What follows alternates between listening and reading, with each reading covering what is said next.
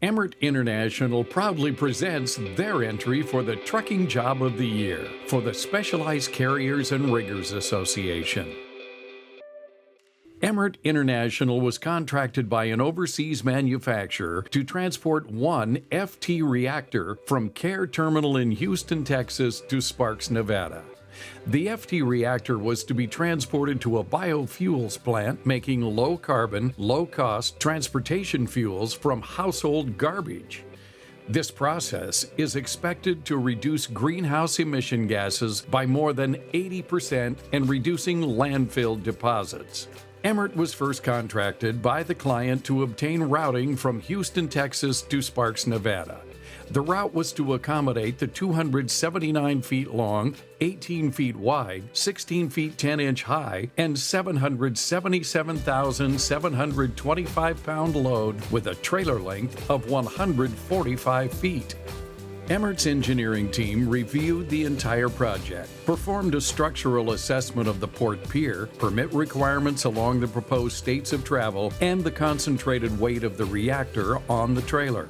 All were taken into consideration in order to choose the proper transport trailer configuration for transport from ship to foundation.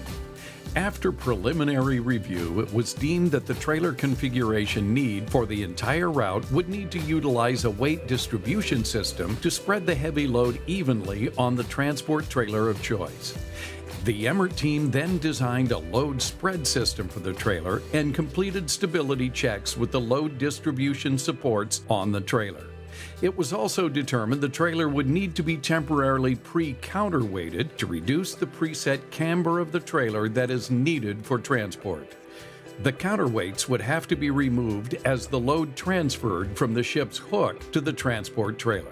Once the transport trailer configuration was selected and verified for the load, it was time to begin a route study based on the final transport configuration.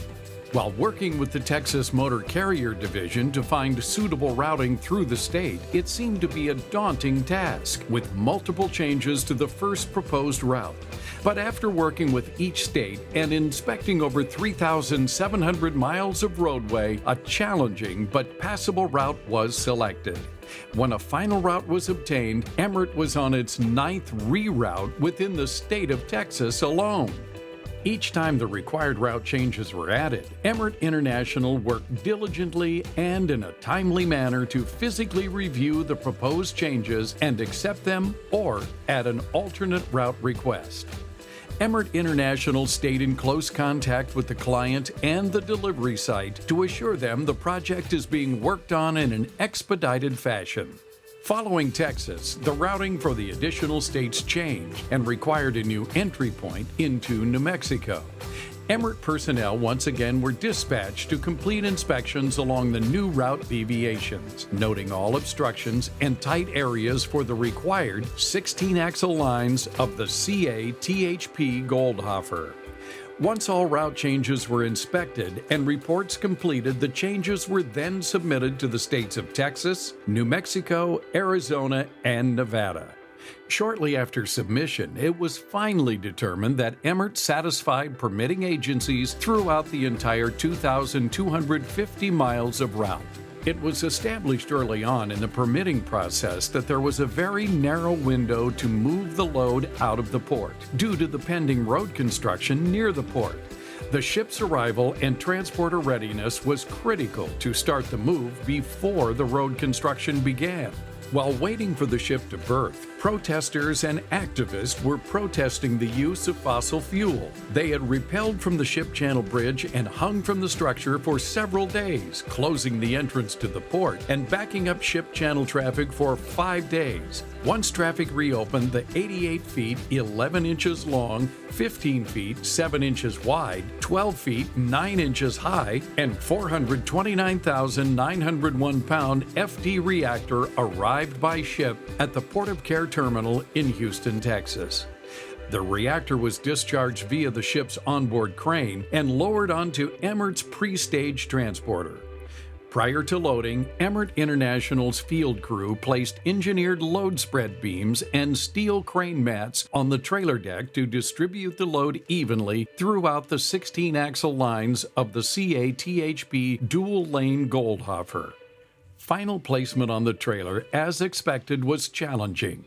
Setting the FT reactor on the trailer without striking the bottom of the reactor against the center of the trailer due to the camber of the 145-foot deck of the trailer versus the 88 feet of reactor. Emmert's team had taken this into consideration prior to loading and counterweighting the center of the trailer. Weights were removed as the load was transferred onto the trailer from the crane hook. Once positioned in the most advantageous orientation on the transport system, Emmert's team lashed and secured the reactor and weighed each axle prior to departure to ensure the weight of the FT reactor was equally distributed on the transporter. Emmert's load was weighed again by the state to confirm all the criteria for the permit was accurate, and then given the green light to proceed with the transport. Due to the protesters causing a shipping delay, road construction along the first mile of the route had started.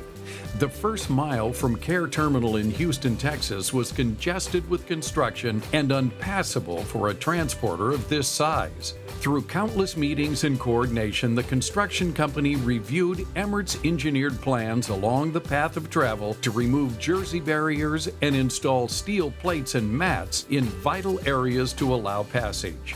One of the main obstacles was the demolition of the roadway where one side was 2 feet lower than the other side, and a 4-foot wide section of the road was missing for several hundred feet.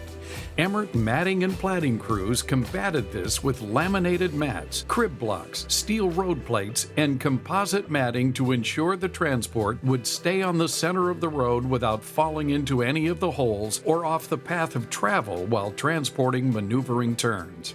Emmert began transport in the evening with a time frame of 2 hours to pass a 1-mile construction zone, allowing for only 6 inches of clearance on either side of the transporter.